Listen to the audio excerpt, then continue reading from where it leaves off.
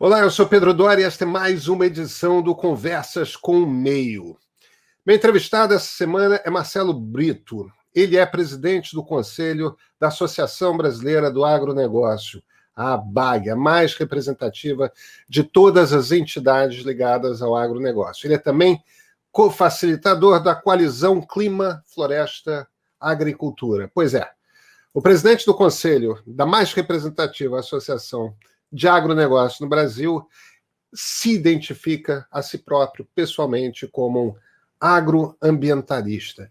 E por que diabos é tão raro a gente ouvir essas duas ideias concatenadas no Brasil sob Jair Bolsonaro? Ou seja, a ideia de que agronegócio e meio ambiente são compatíveis, que agronegócio e ciência são compatíveis. Sequer devia ser um absurdo no país da Embrapa, em que tanto se investiu em ciência justamente voltada a esse negócio. Pois bem, mais de um quarto do PIB brasileiro provém do agronegócio, é uma das nossas principais forças de exportação.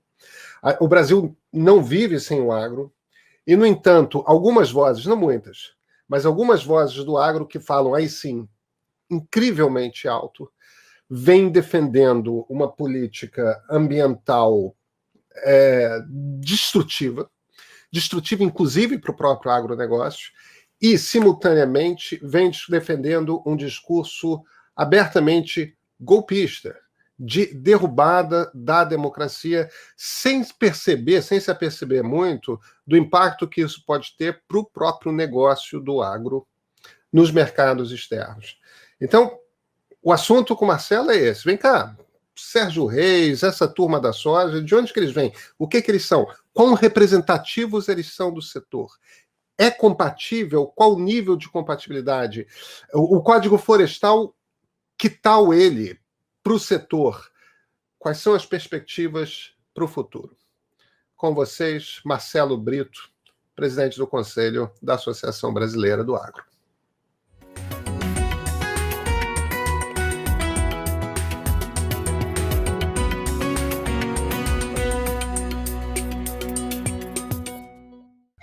Marcelo Brito, muito obrigado por ter aceito aqui o convite para a nossa conversa. Eu que agradeço, Pedro. Obrigado pelo espaço. Bom estar aqui com você.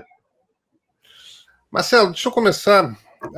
Eu acho que para muitas das pessoas que estão assistindo a gente vai ser uma surpresa descobrir que o presidente do Conselho da principal entidade do agronegócio brasileiro se identifica como agroambientalista. E nesse mundo maluco em que a gente está vivendo, nessa distopia na qual o Brasil se meteu, distopia política, esse é um ponto importante para a gente começar marcando. Eu queria que você me ajudasse a entender, que fizesse, assim, para o início dessa conversa, um panorama de o que é o agronegócio brasileiro. Onde que se estende geograficamente e um pouco quais são os times, quais são as pessoas, quais são os grupos que estão envolvidos, que são relevantes e tudo mais. Tá bom, perfeito. Bom, Pedro, eu me auto-intitulo agroambientalista, primeiro porque eu sou neto de pessoas do agro, tá? Meus avós já estavam envolvidos nisso. Eu sou filho de uma pessoa que atuou meu pai, enquanto foi vivo, atuou no agronegócio também, na parte industrial, mas sim na parte do agronegócio.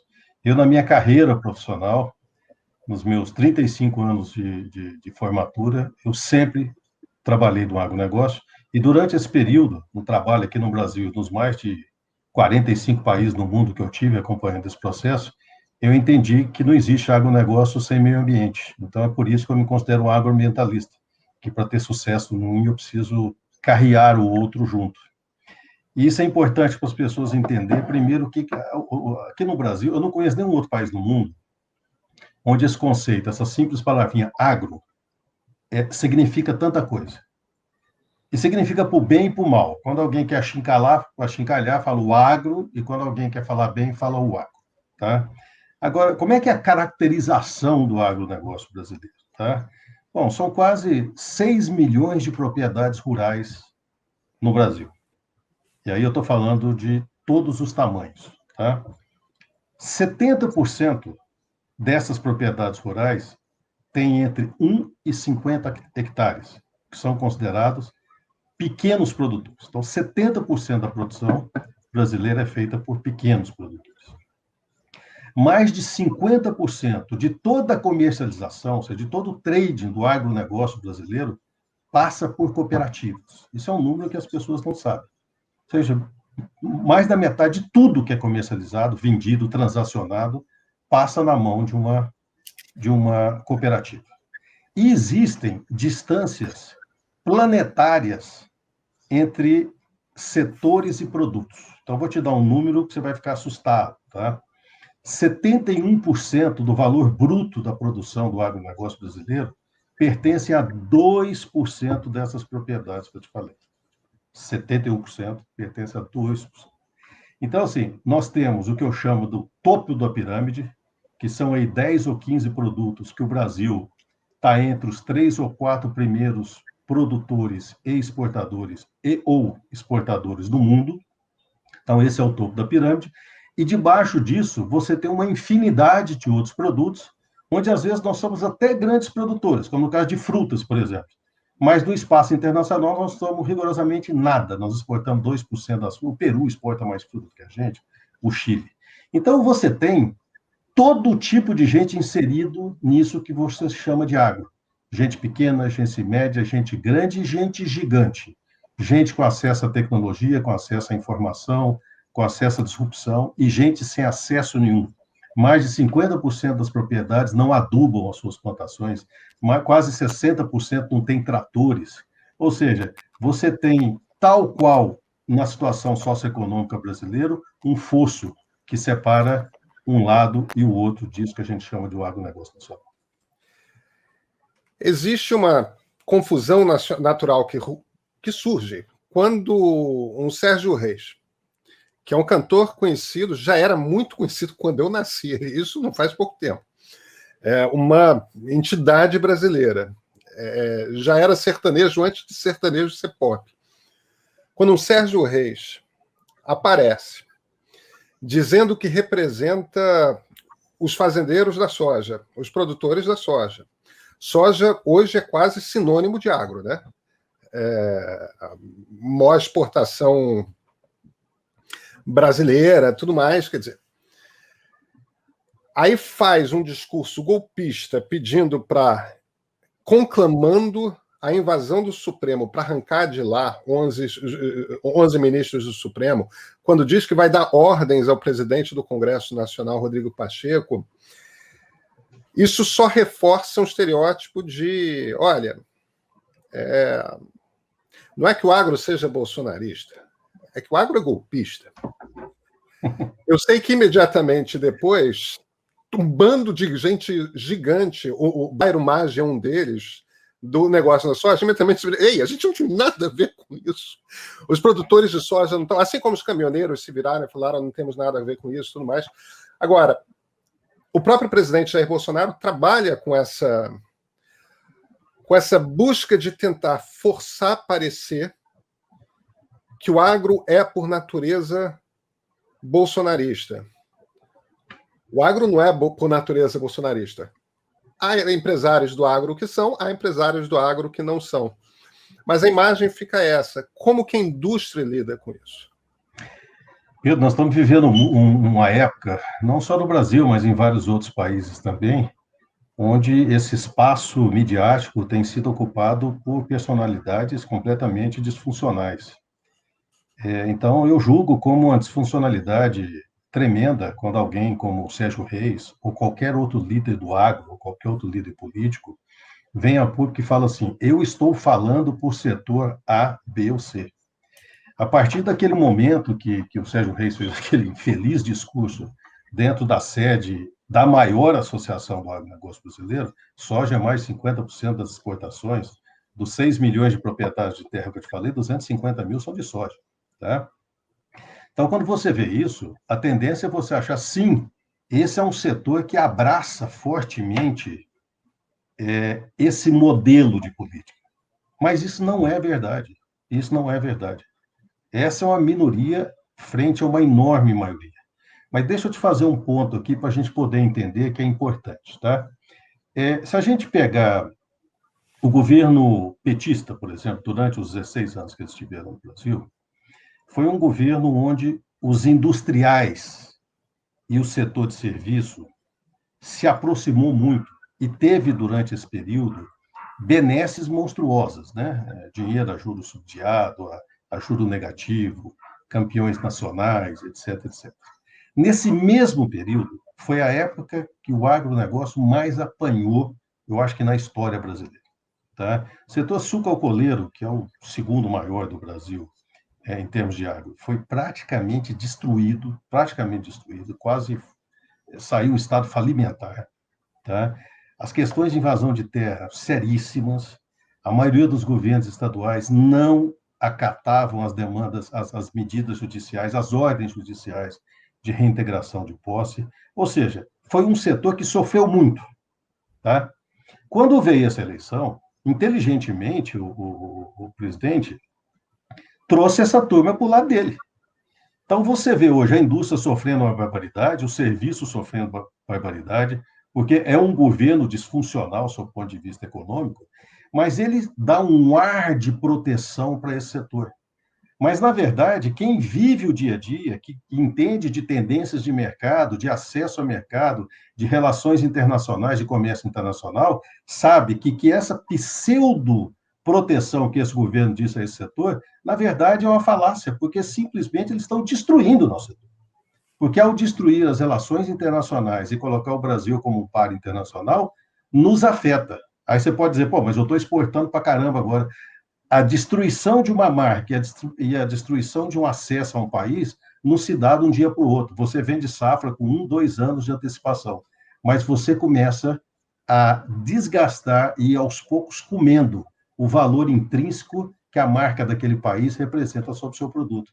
E essa é a grande preocupação nossa. Não, nós temos gente que apoia esse governo, nós temos gente que não apoia esse governo, nós temos gente que apoiou o PT e vice-versa. A BAC passou por todos esses governos, transitou muito bem com todos esses governos, teve dificuldades, negociou, brigou, mas sempre o diálogo foi aberto.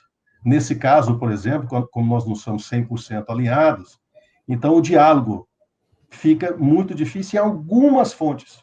O diálogo com a ministra Tereza Cristina é fluido, com o Ministério da Economia é fluido, com o Banco Central é fluido, mas outras partes do governo não é fluido. Então, a gente tem que saber desmistificar isso. Tá? Nós somos, antes de tudo, brasileiros que queremos o melhor para o Brasil. E, para querer o melhor para o Brasil, isso aqui tem que funcionar, e não está funcionando.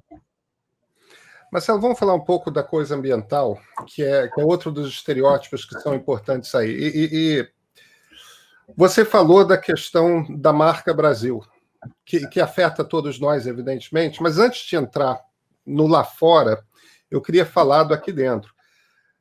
Da maneira como eu entendo, e por favor me corrija se eu estiver errado, a terra na floresta amazônica é uma terra ruim para plantar e é uma terra ruim mesmo para pasto. É uma terra que não dura muito. Ela é boa para floresta.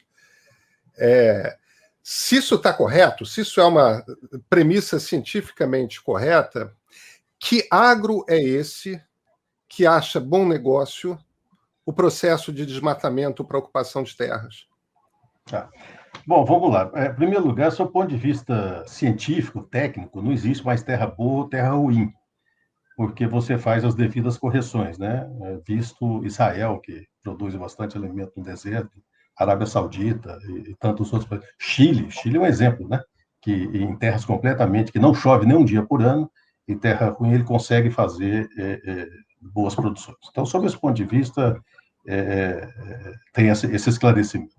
Sob o segundo ponto de vista, a gente precisa fazer duas análises bem pontuais nisso aí. Não tem a menor dúvida que no período de 70, no período de 80, no período de 90, ou seja, nessas 3 décadas, o desmatamento da Amazônia foi feito para conversão econômica. Tá? Se trocou floresta por pastagem ou por plantação. E a maioria é pastagem. Tá? Se você pegar, por exemplo, mais uma vez, vamos voltar à soja. Menos de 3% do total da soja brasileira está dentro do bioma amazônico. Tá? Então, assim, falar que a soja está destruindo a Amazônia certo? Mas muito para pasto. Tá? Mas o que aconteceu de 2000 para cá, Pedro? E quando você pega o Mapiomas, ou você pega qualquer outro estudo muito sério que é feito no setor, o que você enxerga é o seguinte: é um processo criminal, danoso, principalmente de 2012 para cá, que ele eu chamaria de feudal patrimonialista.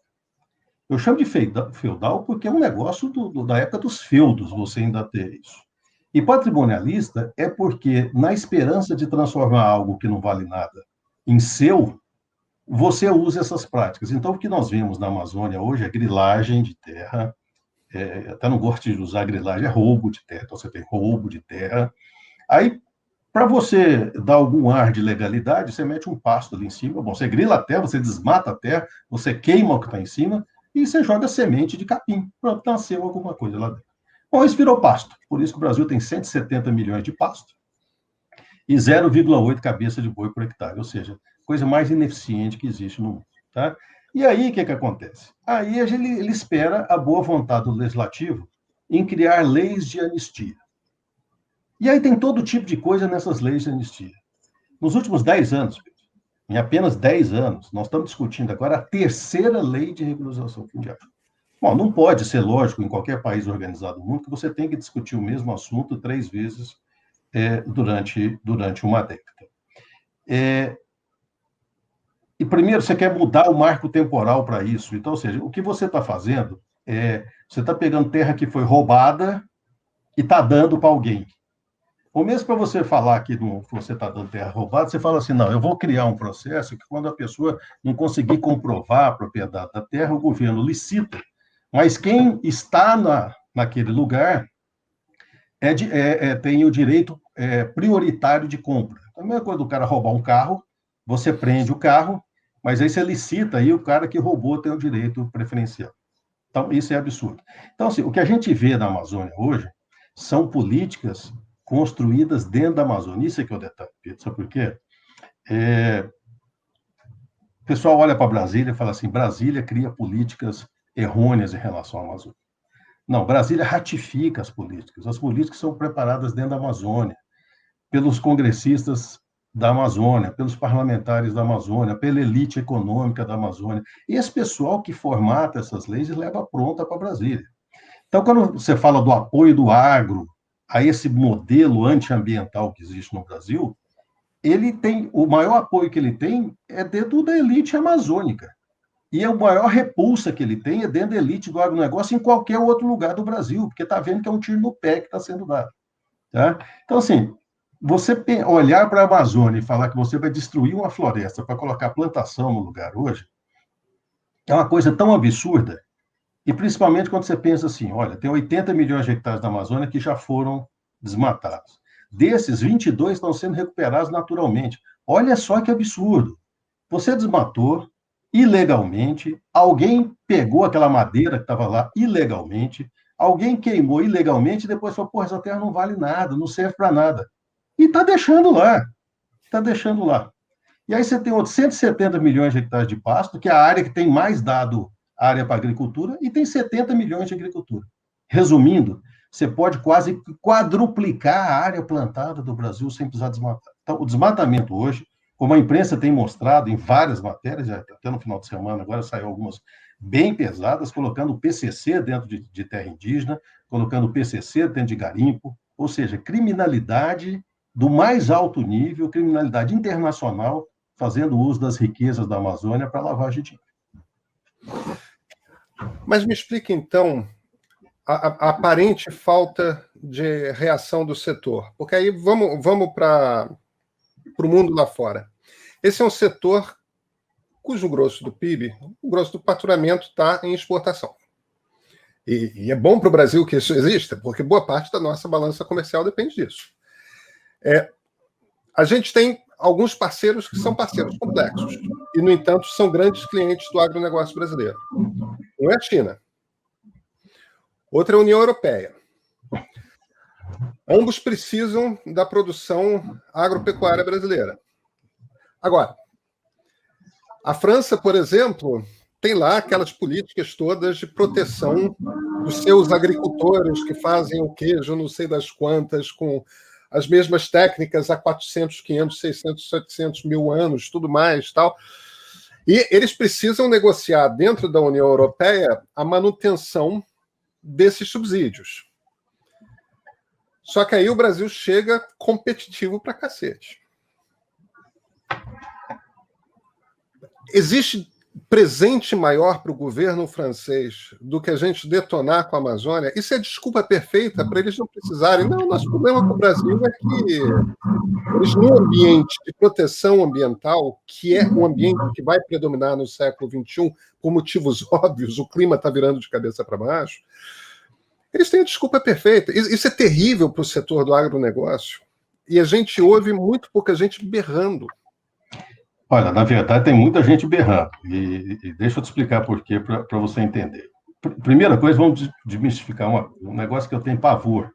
É quando alguém chega assim e fala, pô, os caras desmataram tudo que eles quiseram e agora não querem que a gente desmate. Bom, esse é um tipo de observação que chega a doer no meu cérebro, isso, tá? Porque se você olhar 200, 300, não vamos longe não, 100 anos atrás, 200 anos atrás, você morava em casa de quê? De madeira. Quando você ia cozinhar, você cozinhava com o quê? Com madeira. Quando você construía um barco, você construía com o quê? Com madeira. Então, esse era o modelo de desenvolvimento do mundo. Hoje, com toda a tecnologia que nós temos, nós precisamos de madeira nativa para fazer qualquer coisa? Não, nós não precisamos.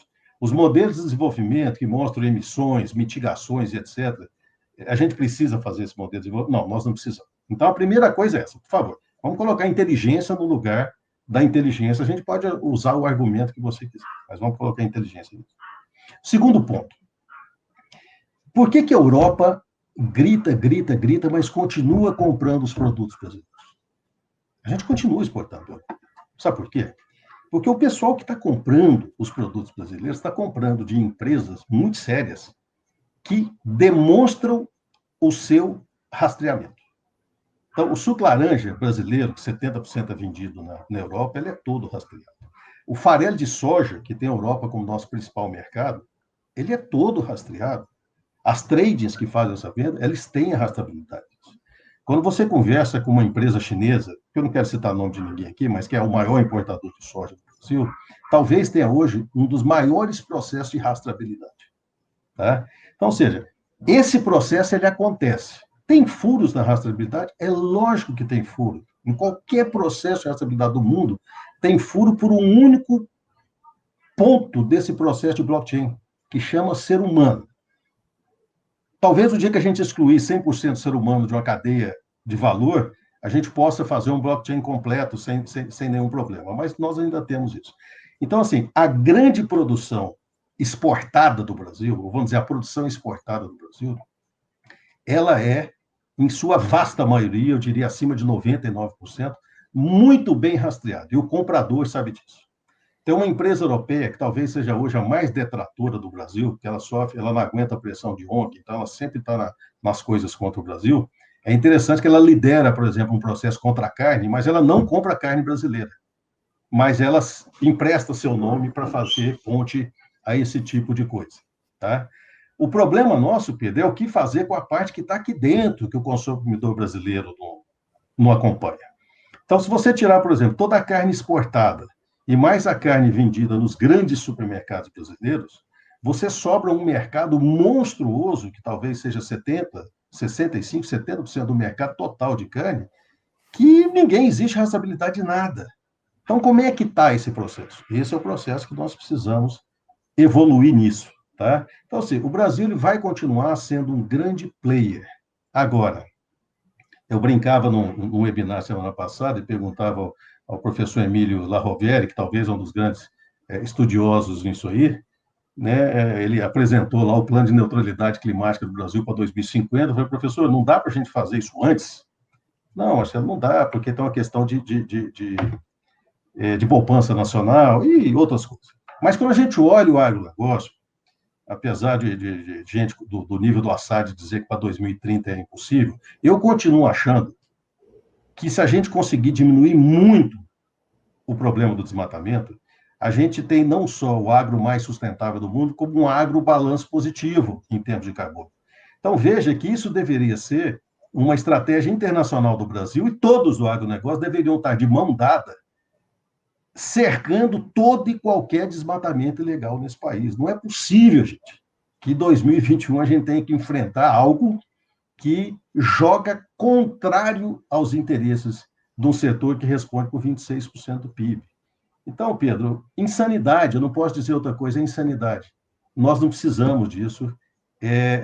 Eu quero acreditar que toda essa pressão contra o meio ambiente seja um momento passageiro no Brasil, derivado dos ciclos que a própria democracia oferece de altos e baixos, mas que a gente possa, muito em breve, voltar àquela estrutura agroambiental que eu te falei, que é a única coisa que restou para o nosso país ser relevante no mundo é no agroambiental. Não sobrou mais nada porque nós perdemos o passo da história. Você certamente está tendo conversas com gente do setor das mais diversas áreas. O que as pessoas estão te dizendo, Marcelo? A gente tem eleição no ano que vem. Se as pesquisas estiverem corretas, a maior parte dos cientistas políticos com quem eu converso acham a reeleição do presidente Jair Bolsonaro extremamente improvável.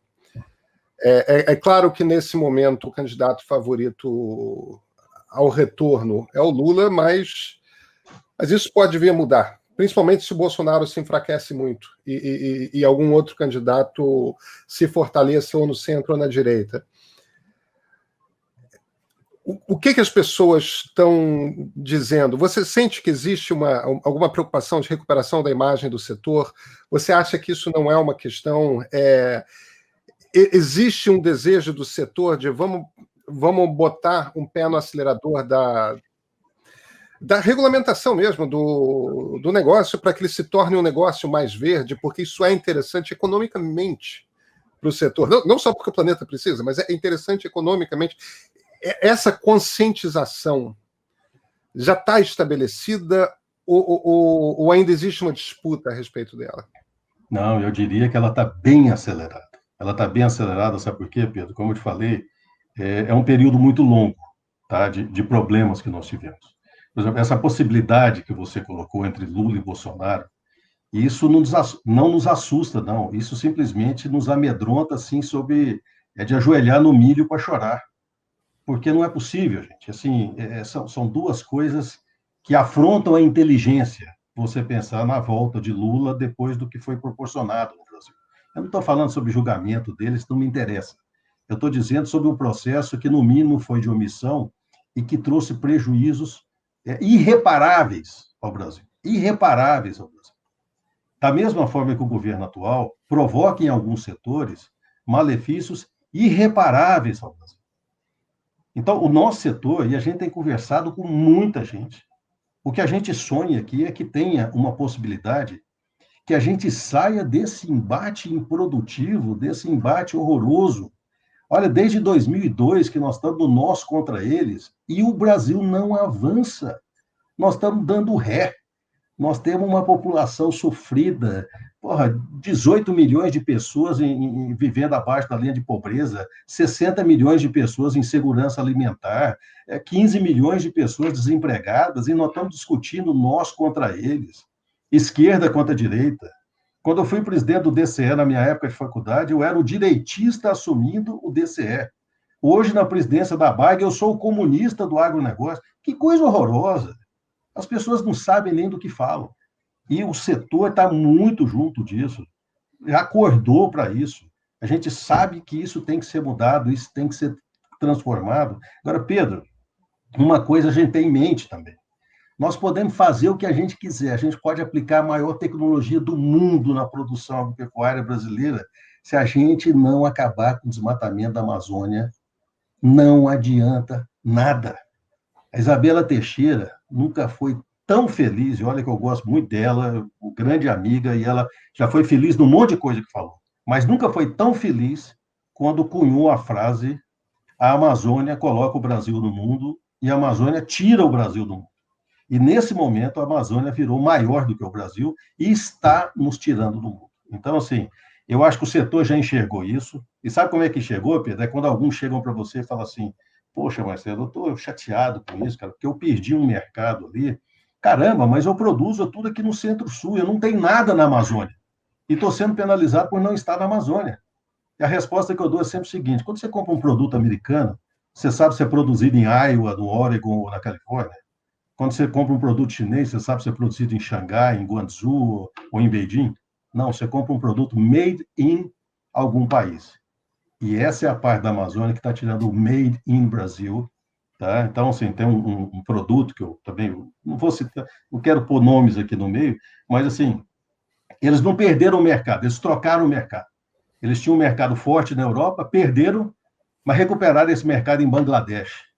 Mas em termos de agregação de valor no seu produto, você acha que você tem mais condição de evoluir na Europa ou de evoluir em Bangladesh, com todo o respeito que eu tenho pela situação de Bangladesh? Então não dá, a gente tem que ser empresa do mundo, cidadão do mundo, comercializador do mundo, mas a gente tem que saber o seguinte, existem duas coisas que tem que estar na nossa cabeça. Um é ter produto para ser comprado e outro é ter produto para ser vendido. Produto para ser comprado é da forma como nós estamos fazendo hoje. Muita commodity que vem aqui e é comprada a preço de mercado. Igualzinho qualquer outro, não interessa se a gente tem 80% de reserva legal ou 30% de reserva legal. O preço é pago como alguém do exterior.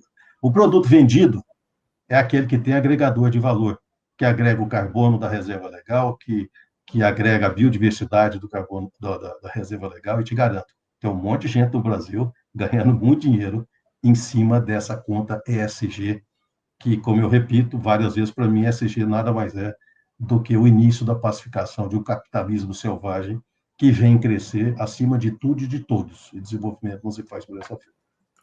Pois é, esse é o ponto no qual eu queria chegar. O agro é compatível com a economia verde? Completamente. Completamente. Qual é o caminho? O que o Brasil não tem em termos de regulamentação? O que falta para a gente ter um agro verde? Rapaz, você tá me apertando, sabe por quê? Porque não falta, Pedro. Nós temos a melhor lei ambiental. E, assim, isso é uma coisa tão absurda, porque 10 em cada 10 empresários do setor, não interessa o tamanho, 10 em cada 10 políticos que fazem a defesa do Brasil em qualquer lugar do mundo falam do Código Florestal, que é uma boa lei. E é muito boa lei. Em termos de futuro de país, de preservação e de conservação do país, e de respeito com as futuras gerações, é uma lei espetacular. Mas, caramba, ela não foi implementada. O ano que vem completa 10 anos do Código Florestal. E não foi implementado. O Brasil é célebre, né, de produzir leis. Aqui uma coisa é votar a lei, outra coisa é você regulamentar a lei e colocar essa lei para andar. A boa notícia que eu tenho para dar sobre isso é que, nesse primeiro semestre desse ano, a ministra Tereza Cristina trocou a turma do Serviço Florestal Brasileiro. E, Pedro, como num passe de mágica, você vê o que acontece quando tem vontade política e competência inserida no processo. O que andou o processo de validação dos CARs nesses 6 meses foi mais rápido do que a somatória de muitos anos anteriores. Veja bem, o que significa validar o CAR? E para quem não é do setor, é Cadastro Ambiental Rural. Ao validar, você dá acesso a esses produtores ao PRA, que são os Planos Estaduais de Recuperação Ambiental. E a partir do momento que você pode acessar o PRA, você pode executar o seu PRADA, que é o Plano de Recuperação Legal dentro da sua propriedade. Ou seja, é você dar legalidade total ao processo, dentro de uma escala completamente monitorada pelas tecnologias que tem hoje.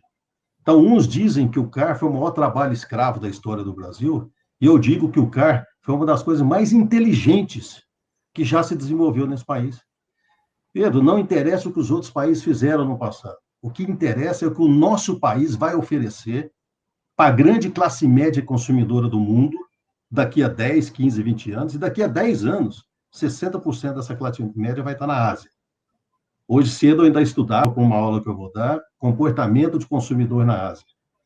E esse pessoal que está achando que vai produzir qualquer lixo aqui para mandar para lá, já pode ir se preparando, porque eles vão estar fora do mercado completamente. Vão estar fora do mercado. Então, olha, pega o regramento legal, nós já temos. Olha a agricultura de baixo carbono. Quase todas as soluções de agricultura de baixo carbono utilizadas no mundo foram desenvolvidas aqui no Brasil. ILPF, agricultura regenerativa, sistemas agroflorestais, plantio direto. Gente, plantio direto foi um negócio que revolucionou o campo. Ou seja, o Brasil é o desenvolvedor disso. Nós temos tudo isso. Então, para fechar esse ponto, Pedro, falta vontade política e um acordo da sociedade para que a lei seja aplicada na sua totalidade. 2% das leis, das multas ambientais desse país, entre 2% e 4%, depende da região, acho que 4% é o máximo, que é São Paulo, são pagas. E aí a gente traz para essa mesa, a gente critica tanto o executivo e o legislativo, pô, cadê o judiciário, gente? Quando você não pune, você amplia o sentimento de impunidade. E o sentimento de impunidade é o que dá a esse povo o pseudo-direito de destruir e degradar a Amazônia, como eles têm feito recentemente, mais recentemente, de 2012 para cá. Pois é, Marcelo, mas o problema, quer dizer, o problema não, né? Um dos problemas do atual governo é que as pessoas não prestam atenção no que a Tereza Cristina está fazendo para fazer com que o Código Florestal ande, né? A gente presta atenção no que o Ricardo Salles fez, né? Destruição do IBAMA, mas o que você vai fazer? A gente está assistindo no Pantanal e na Amazônia desastres ambientais recordistas de décadas. É difícil não observar isso, né? E aí, quando você vê nomes do agronegócio que parecem apoiar esse tipo de... se não a política, apoiar o governo que traz essa política.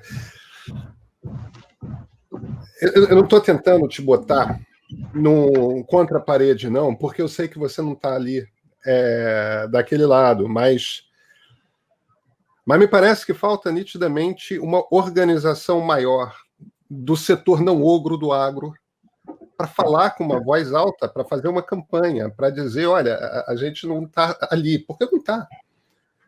Não, Pedro, olha, isso não é um problema só do agronegócio. Eu acho assim, a gente está sofrendo um dos problemas decorrentes da democracia, aquela que eu espero que continue aqui no Brasil, de sofrer reveses como esse que nós estamos sofrendo aqui agora. Mas, por exemplo, eu olho para o setor da indústria também, ou para o setor da construção civil. Por exemplo, todo mundo fala do apoio de uma parte do agro ao Ricardo. Pô, a indicação do Ricardo foi forjada dentro da Fiesp. O lançamento foi feito dentro da Casa da Indústria Brasileira. Quando fizeram um manifesto aí em defesa dele, alguns anos atrás, o maior número de assinaturas que tinha lá vinha do setor de construção civil e hoteleira e turismo. Então, o que você vê é o seguinte, é um problema que eu acho até salutar, olhando pelo ponto de vista democrático. Nós tivemos uma mudança de poder, uma mudança de direcionamento, pelo acúmulo de erros de quem esteve lá antes. Aí esse aqui veio do lugar prometendo solucionar, coloca um acúmulo de erros que talvez traga de volta aquele outro passado. Você vê que ciclo vicioso que nós entramos aqui. Então, eu prefiro, Pedro, analisar pelo seguinte ângulo. Nós, que estamos olhando isso como um erro, esse processo como um erro, a gente tem vocalizado e verbalizado muito isso, mas não gritando na imprensa e ameaçando parar Brasília, igual o pessoal está fazendo. Isso não é nosso papel. Nós não fazemos papel de circo. Nós fazemos papel de cidadão. E o nosso papel de cidadão é fazer a pressão onde a gente pode. E essa pressão está sendo exercida dentro da parte econômica. Eu te asseguro que semana que vem vai ter uma enxurrada de posicionamentos públicos da grande massa empresarial desse país, da grande massa econômica desse país, sobre esse processo completamente insano que foi instalado aqui no Brasil. Isso é um processo insano, é um processo perde-perde. Reinstalar a ditadura em 2021, isso é uma coisa absurda. Mesmo que não seja, você criar um processo de degradação sociopolítica como essa que você está criando no Brasil, essa é só absurda. E pesquisa após pesquisa está mostrando que eles estão perdendo isso. E cada vez que perde, aumenta o grito do outro lado. Então, mais e mais, eu acho que a população, aquela cidadã, vai gritar aos poucos mais alto, aos poucos mais alto, até que vai chegar uma hora que vai falar, olha, desse jeito aqui não dá mais certo. Esse é o caminho. A história tem nos mostrado isso. É só estudar a história que a gente sabe que você estica a corda até um certo ponto. O Brasil não é uma república de bananas para cair no mesmo processo que caiu a Nicarágua recentemente, ou que caiu a Venezuela alguns anos atrás. Não, não é. Isso no Brasil não vai acontecer, porque quando a gente vê empresários do porte aí do Schalke, numa entrevista, se colocando, gente do porte de Cândido Bracher, e eu poderia citar vários outros aqui, que é gente que na história foram empresas que se silenciaram. E agora não, estão falando muito alto e gritando muito alto, porque simplesmente chegou num momento que é absurdo. Vem cá. Em 2022, seu candidato ou candidata ideal à presidência é eleito, é eleita. Qual é a política dos próximos 4 anos? A sua política ideal para o setor?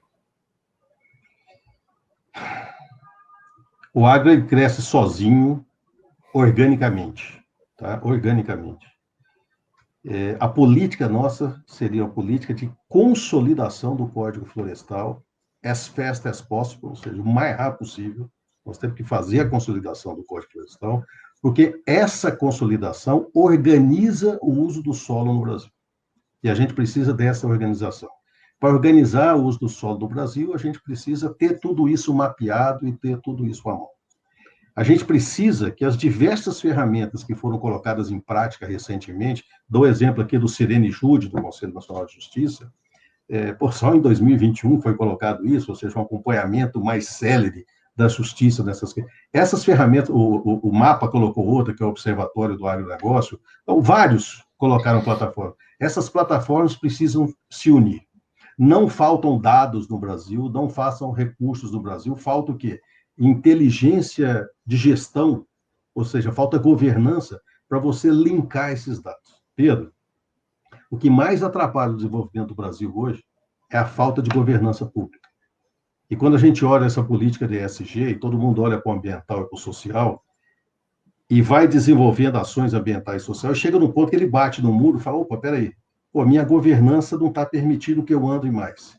Em 90% dos casos, quando você vai olhar, a sua governança não permite que você esbarra na falta de governança pública.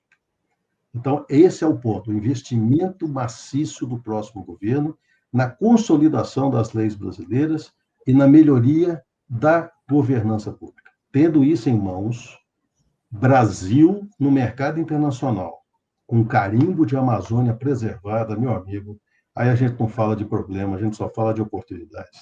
E é isso que está faltando para a turma ver. Abrir um pouco esse leque que está fechando aqui na nossa frente e ver oportunidades. Quando você pega o relatório do IPCC e lê, Pedro, poxa, você fica traumatizado com aquilo, né, para qualquer um que acredita em ciências. Mas em cada página que você passa, você vai lendo oportunidades, oportunidades, oportunidades. Grita, chama, pisca a luz verde da quantidade de oportunidades que o Brasil tem nesse agroambiental. Quem sabe, Pedro, no próximo governo, em vez de ter a bancada do agronegócio e a bancada do meio ambiente, a gente possa ter a bancada agroambiental para trabalhar justamente em cima dessa que é a maior riqueza nacional. O mercado internacional, quando a gente está falando do mercado consumidor, eu não estou falando de quem compra necessariamente, mas de quem consome. Você estava falando da classe média asiática. A classe média asiática já é, como é a classe média europeia, reconhecidamente. Esse é um mercado consumidor consciente que procura saber origem, esse tipo de coisa. Essa preocupação já existe nesse consumidor, porque eu não percebo isso no consumidor interno brasileiro. Não, não tem. É assim, peraí, a gente precisa ler sobre duas vertentes. Tá? Quando você olha para a China, vamos pegar a China como exemplo, por ser o segundo maior mercado mundial. Tá? E lá você tem que fazer uma divisão entre a população urbana, cerca de 52% da China hoje, e a rural, 48%. Tá? Hoje de manhã eu li pesquisa nesse sentido da McKinsey, da Deloitte, da Mintel, várias pesquisas isso aí. E aí é impressionante você olhar, por exemplo, que 41% do consumidor chinês entre 18 e 30 anos de idade, 41% elegem rastreabilidade socioambiental como ponto de desempate na compra de um produto. Tá? Então, esse é um ponto muito interessante. Já é uma parcela bastante considerável hoje em 2021. Tem um segundo ponto, Pedro, que as pessoas se esquecem, é de quem é que domina a criação de tendência mundial. Independente se a China é o maior mercado ou se os Estados Unidos é o maior mercado, historicamente as tendências mundiais saem da Europa. E eu não vislumbro ainda, nesses próximos 10, 20 anos, a possibilidade que a tendência de consumo seja desenhada na Ásia, apesar do maior consumo estar lá. Tá? Eles preferem tomar uísque japonês ou uísque escocês? Eles compram muito uísque japonês, mas o grosso lá é escocês. O vinho, o maior mercado de Bordeaux no mundo é a China. Então, existe uma pesquisa muito interessante da Deloitte, inclusive, que mostra a diferença entre o que eles chamam de consumidor tradicional e o que eles chamam do novo consumidor. São diferenças brutais em cima disso. As grandes empresas, Pedro, têm se dedicado e têm equipes enormes inteiras que estudam isso e por isso que vão se movimentando no lançamento de novos produtos, de novas tendências, de novas embalagens, principalmente. E eles fazem isso por quê? Porque eles gostam de gastar dinheiro? Não, gente, porque existe uma inteligência de mercado toda formada e toda construída em cima disso. Então, nós vamos ter que embarcar nisso, Pedro. Faz parte daquele processo que eu te falei entre a diferença entre o ser comprado e o ser vendido. E o que eu gostaria muito é que um Brasil com a Amazônia preservada fosse um grande player de Amazônia a ser vendida, porque esse é um ativo ambiental, Pedro. Se carbono pegar no mundo, mercado de carbono, você vai ter que ter essas negociações internacionais, até por pressão de consumidores. O dono do melhor ativo faz a melhor negociação. E nós temos o melhor ativo, que chama Amazônia. Então, assim, eu não consigo encontrar, Pedro, uma única explicação, uma só única explicação que justifique o processo de degradação ambiental que nós temos na Amazônia hoje, em benefício a qualquer negócio do país. Se alguém pudesse me dar só uma, talvez até eu poderia começar a pensar diferente, mas eu não consegui enxergar isso até hoje. Talvez seja uma fraqueza minha. Você falou de mercado de carbono. Você acha que existe a possibilidade de não pegar? Pedro, eu não sei, porque lembra que Kyoto começou fortemente, evoluiu fortemente, muita gente investiu, depois foi a própria Europa que desmantelou Kyoto. Tá? Nós participamos de uma conversa interessante com a turma do Alok Sharma, né, que é do líder da COP26, o pessoal dele esteve aqui no Brasil, nós fizemos uma reunião muito interessante. E uma colega nossa chegou para eles e falou assim, escuta, cadê aqueles 100 bilhões que vocês iam doar aí para os países em desenvolvimento? O G7 ia doar para os países em desenvolvimento. Aí eles falaram, pô, mas eu achei que a gente ia conversar aqui de um negócio de espectro planetário, né? Aspecto mundial, você quer começar a conversa por conta de 100 bilhões, então você não está entendendo o tamanho do processo. E a resposta dela foi fantástica. Ele falou, não, você é que não está entendendo, veja bem, vocês prometeram Kyoto para o mundo e vocês acabaram com Kyoto. Depois vocês prometeram 100 bilhões para o mundo e até agora nós não vimos, que é uma ninharia. Então, para a gente começar a próxima etapa de carbono, que tal a gente começar com o estabelecimento de confiança? Porque a confiança foi quebrada. Então, talvez seja necessário que pelo menos esses 100 bilhões sejam colocados efetivamente, pelo menos para a gente acreditar que o que vocês estão fazendo não é um jogo de mercado, mas é a reconstrução de um processo de confiança entre os países. Então, quando a gente fala de mercado de carbono, a gente só não está falando da negociação de um ativo, mas principalmente da negociação de um ativo de transparência, tá? Porque carbono, pagamento de serviço ambiental e etc., são coisas que se faz em transparência, em total transparência, e só se faz transparência onde se tem confiança. Então, vamos colocar que talvez o maior ativo a ser negociado na COP26 desse ano seja o restabelecimento da confiança mundial entre os países líderes e os países liderados. E me dá uma dor no coração tremendo de achar que a gente poderia ser um dos países líderes, mas vamos chegar lá como um dos países liderados. Marcelo, duas últimas perguntas. A primeira é, você é otimista com o futuro?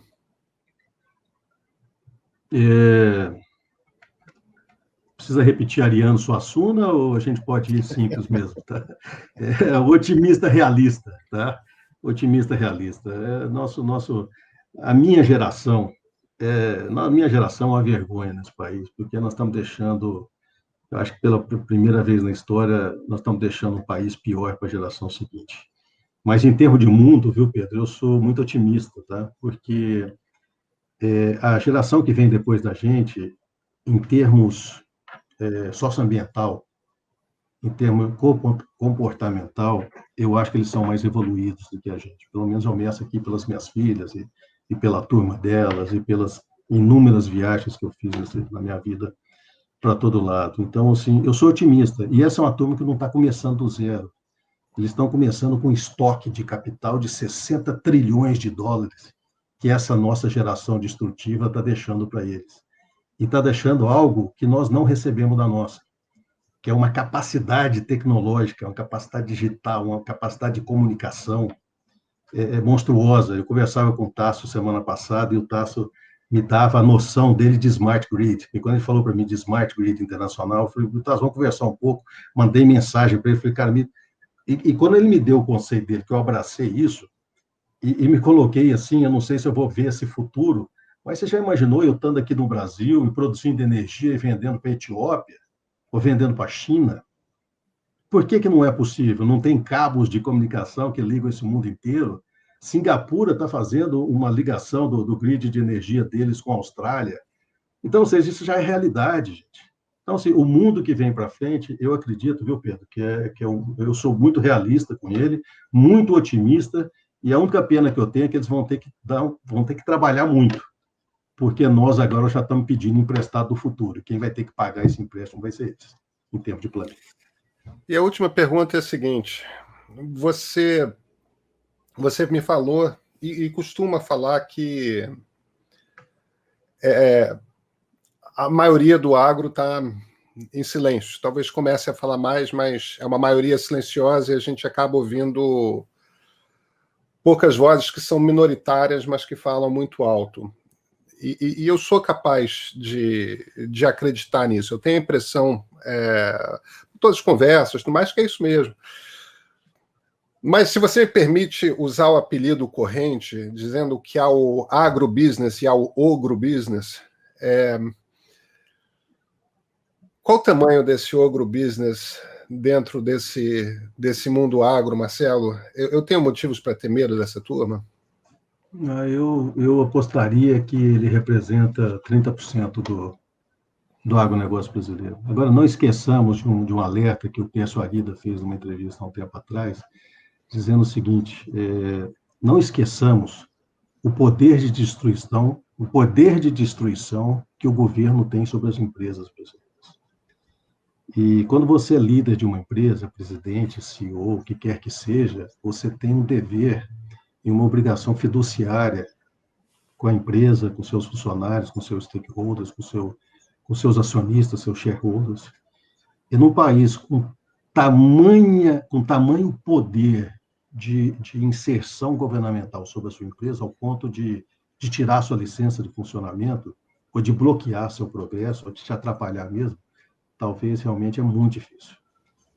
Pedro, nós já assistimos na história recente do Brasil várias vezes, né? Ministros ou gente de poder obrigando empresários a participar disso ou participar daquilo, ou não participar daquilo. Isso continua corrente. A pressão sobre as associações do agro nesses últimos anos foi tremenda. Algumas não se deixaram levar por essa pressão e mantiveram sua posição. Outras sucumbiram fortemente. O bom da história, Pedro, naquele ciclo democrático que eu te falei, que algumas que foram embora estão retornando, tá? E estão retornando muito rapidamente. Foram embora há um ano e meio, 2 anos, e já estão retornando à mesa de negociação, local de onde eles nunca deveriam ter saído, porque foram por um processo de comando ideológico. E ideologia nada mais é do que a fronteira final do diálogo. Quando você apela para a ideologia, é porque acabou o diálogo, acabou a negociação.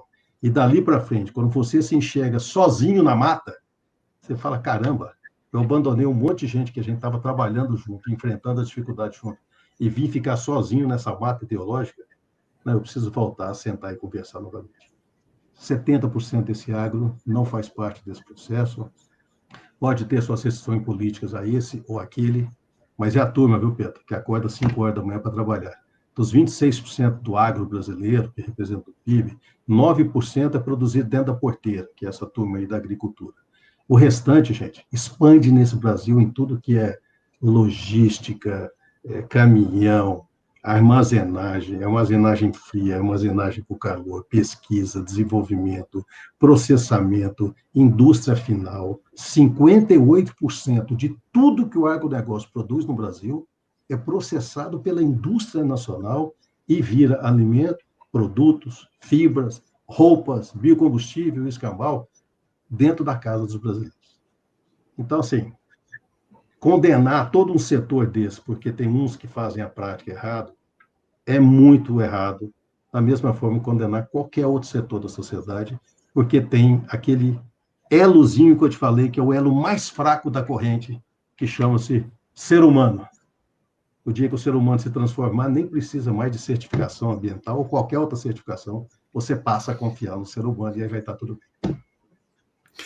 Marcelo Brito, muito obrigado pela conversa. Obrigado, Pedro. Um prazer imenso estar aqui com vocês.